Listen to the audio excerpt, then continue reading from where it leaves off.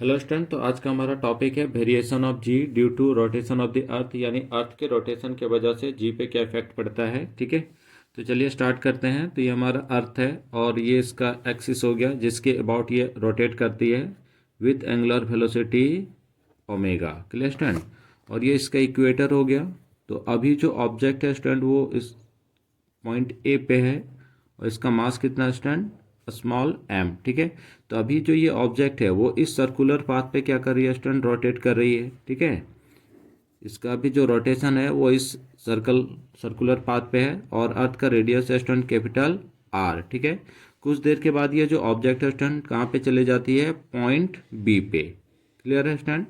तो point B पे जब चले जाती है तो अर्थ इसको क्या करेगी, अपनी तरफ अट्रैक्ट करेगी। ठीक है, और अब जो इसका जो सर्कुलर पाथ होगा वो इस बड़े वाले सर्कुलर पाथ पे रोटेट नहीं करेगी। अब जो इसका रोटेशन होगा स्टूडेंट वो इस सर्कुलर पाथ पे होगा। ठीक है, और इस सर्कुलर पाथ का जो रेडियस है स्टूडेंट वो कितना मान ले रहे हैं, स्मॉल आर। ठीक है, तो धरती यानी अर्थ जो इसको अपने सेंटर की तरफ अट्रैक्ट करेगी तो जिस फोर्स से उसको अट्रैक्ट करती है उसको हम लोग क्या बोलते हैं स्टूडेंट, एम जी। क्लियर है।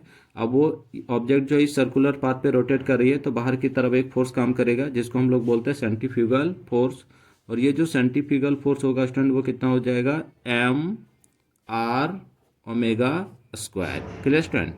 ठीक है, तो देखिए यहाँ पे हमको एफ नेट निकालना है तो इसका जो एफ नेट होगा वो किधर होगा, toward the centre of the अर्थ, है ना, अर्थ के सेंटर की तरफ ही होगा। Clear stand.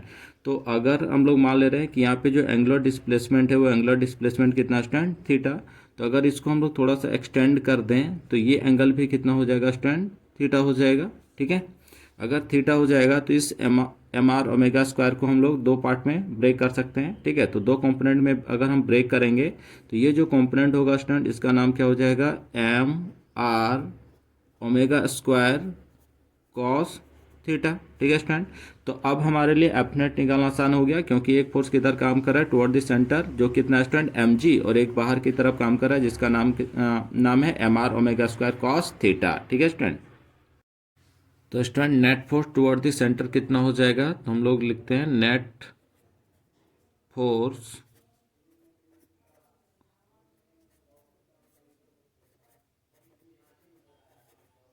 Towards the center, यानी एफ नेट। तो एफ नेट हो जाएगा student m g minus m r omega square cos theta. Clear student. तो ये एफ नेट के जगह हम क्या लिख सकते हैं, एम जी डैश, यानी इस पॉइंट पे जो एक्सेलरेशन ड्यू टू ग्रेविटी है ना, पॉइंट बी पे, उसको हम लोग मान ले रहे हैं स्टूडेंट जी डैश। ठीक है, तो m g dash equal to क्या हो जाएगा, m g minus m r omega square cos theta. तो एम एम कट जाएगा स्टूडेंट। ठीक है, तो जी डैश जो आएगा वो हमारा आ जाएगा G minus are omega square cos theta. ठीक है स्टूडेंट, ये एक्सेलरेशन ड्यू टू ग्रेविटी आया कहाँ पे स्टूडेंट, पॉइंट बी पे। ठीक है, तो देखिए अगर मान लीजिए ऑब्जेक्ट कहाँ पे होता, पोल पे होता, तो सिचुएशन में जो एक्सेलरेशन ड्यू टू ग्रेविटी होता स्टूडेंट वो कितना आ जाता। तो यहाँ पे पहला देखते हैं एट इक्वेटर।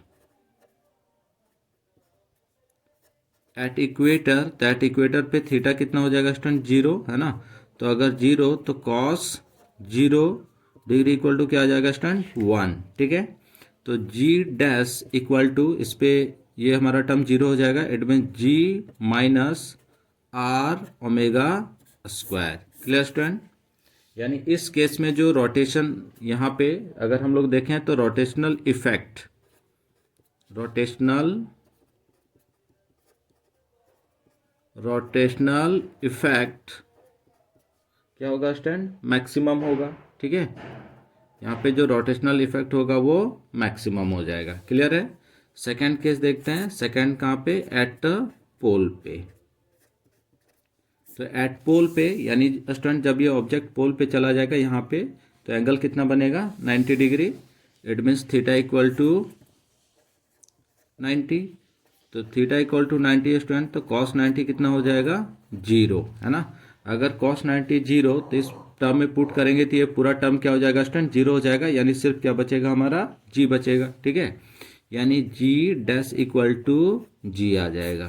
क्लियर स्टूडेंट, यानी यहाँ पे इस केस में जो है क्या होगा student, no effect of rotation, no effect of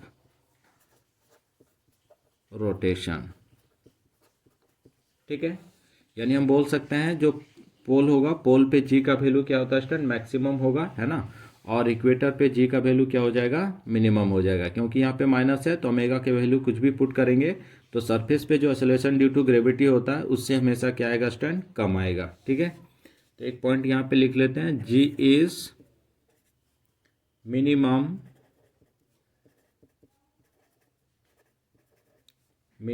at equator